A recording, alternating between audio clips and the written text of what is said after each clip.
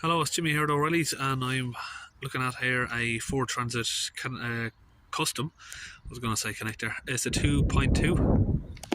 So we've already been looking through this vehicle just to see what's going on. So what we're going to do is I'll cut to the chase here and show you what's going on. This guy's had someone out to clean the DPF. They've apparently cleaned the DPF. They've changed the vaporizer. I've been told by the customer he spent over $1,000 trying to get the issue sorted, and within 2 hours the problems come back. He's returned there. They said they've cleaned it again. Within 2 hours again the problems come back again. And I'm going to show you what they've showed him is let's go here. This is where people are going wrong with the DPFs, is they're showing people this, and he showed the customer this. Sorry, the ignition is off. Let's turn the ignition on. Let's get that reconnected. So he's shown the customer this. Look, your DPF is at 200%. Now I can reset that and put it back to 0, and that's what he showed the customer. Look, it's now back to 0. Your DPF's clean, but that doesn't really mean anything. You can reset that to 0. It doesn't mean anything. What you got to do is go by the differential pressure. So that SUD calculation is just a calculation. You need to go to the DPF differential pressure, this one, and the voltage. So if we look at the DPF pressure there, it's on 0.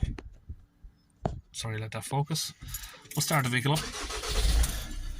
Let's put that to millibars or HPA. So you got 42 millibars of pressure on idle. If we accelerate it up,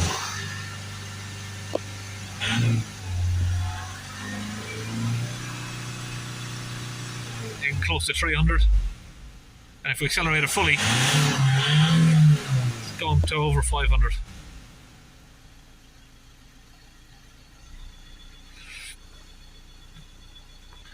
So this one, these top ones, these are just calculations which can be reset when you clear the fault. This is your live pressure in the DPF. This should be under 10, but round about 5 ideally. And when you accelerate it up, it should be less than 100. So apparently this was cleaned yesterday, so obviously it hasn't worked. It's done like 20 miles, and it's come back to here. So what I think has happened is they've just reset the calculations and sent him on his way. So I'm going to look at getting this down under 10 millibars, hopefully down to 5 if I can. And that's how you know the DPF's clean. And we can go here and put it on a chart, just so you can see there where it is. Sorry, the phone keeps trying to autofocus. There's your pressure, and that is in HPA.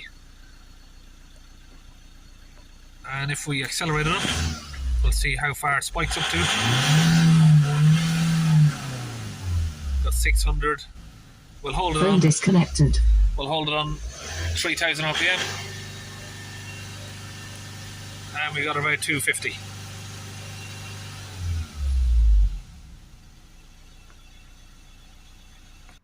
So if I come out of the live data, we'll go to special functions. And power control module. This is a launch Eurotab 3, if you're wondering what it is I'm using. Fuel system vaporizer prime. Now it's had a new vaporizer, but I don't just take the word for it to say that it's working. We're going to see if it's working. So this is going to inject fuel into the DPF to see if the vaporizer is injecting. So once that comes on, you'll hear a little pulsing just under the van there. You'll hear that little fuel pump pulsing away. Now what I do to check it easily is just start the vehicle up while that's priming, and we'll accelerate it, and if it's working we should see smoke. If it's not injecting fuel, we won't see smoke from the exhaust.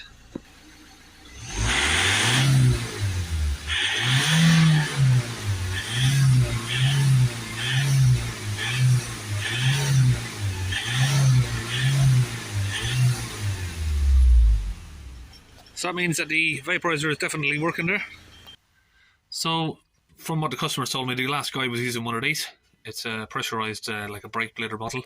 Now, I used to use one of these, but there's not many people that can use these and get away with sort of having it work properly.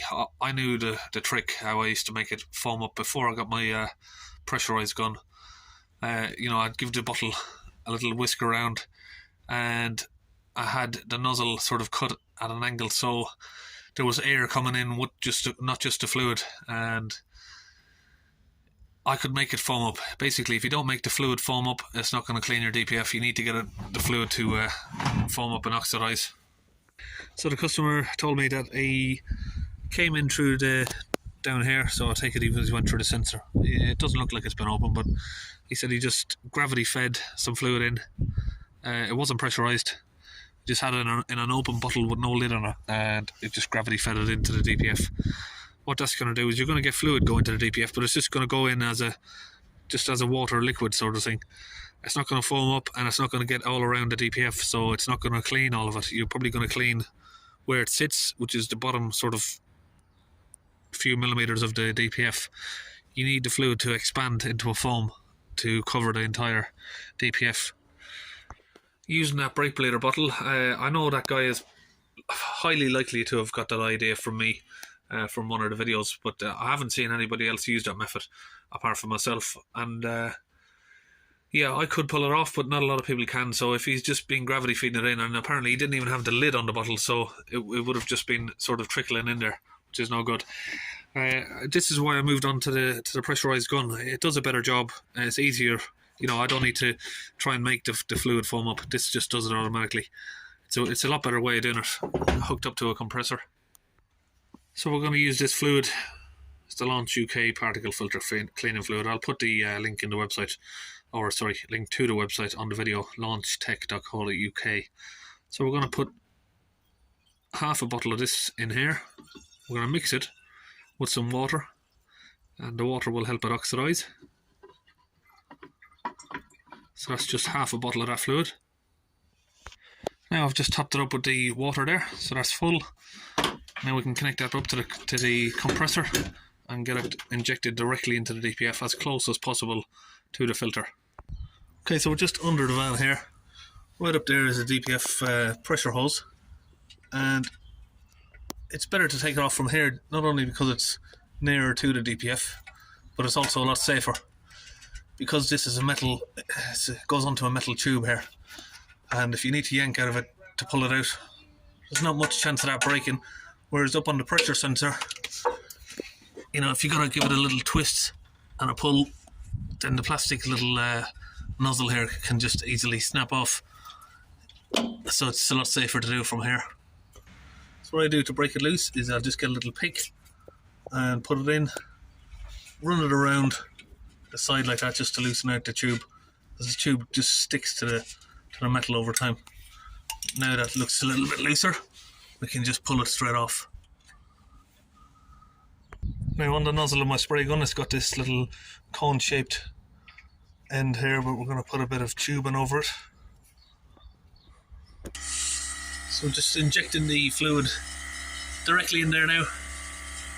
It's coming straight in. I'm just holding the gun here, and that's connected over to the compressor. So what this foam is going to do, it's going to swell up. This foam is going to fill the entire DPF. It's going to overwhelm it. It'll travel all the way back up close to the turbo, and it will start making its way down through the DPF once it's broken through the soot. And you'll see it start to steam out the exhaust air like that, as long as your exhaust is hot.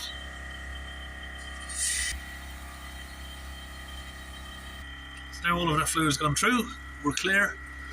We can take this off. Now if the fluid is coming back out, it's probably a good idea just to leave the tube back on for a minute until it settles down.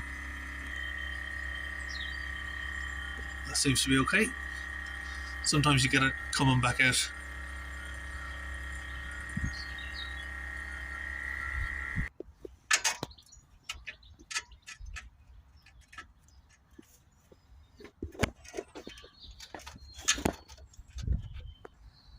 Now it's all closed up. We've got the clip back on. Everything's good to go. So just start the vehicle up, let it idle, and we are still on 44 there. Gonna rev the vehicle up to 3000 RPM, and we'll hold it. You should see the pressure decreasing.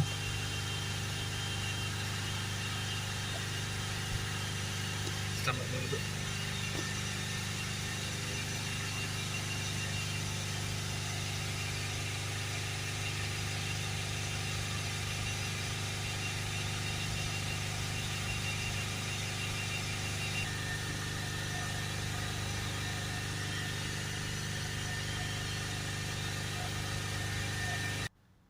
So now we switch the vehicle off for a minute, and I'm going to come into the special functions. So this is why you shouldn't use the DPF percentage as proof that your DPF's clean.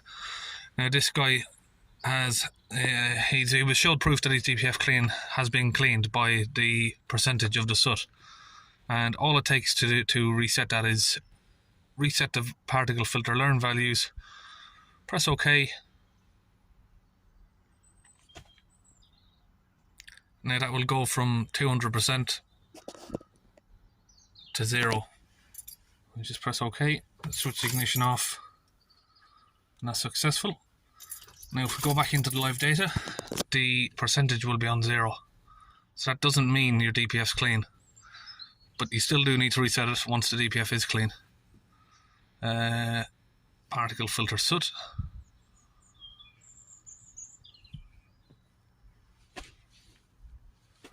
There you go, it's on 0.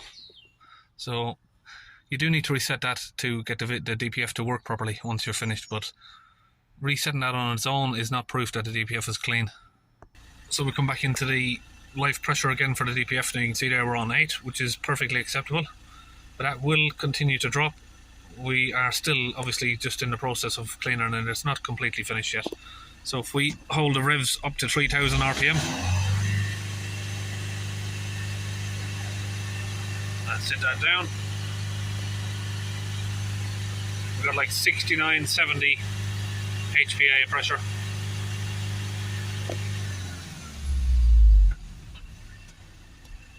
Let it idle.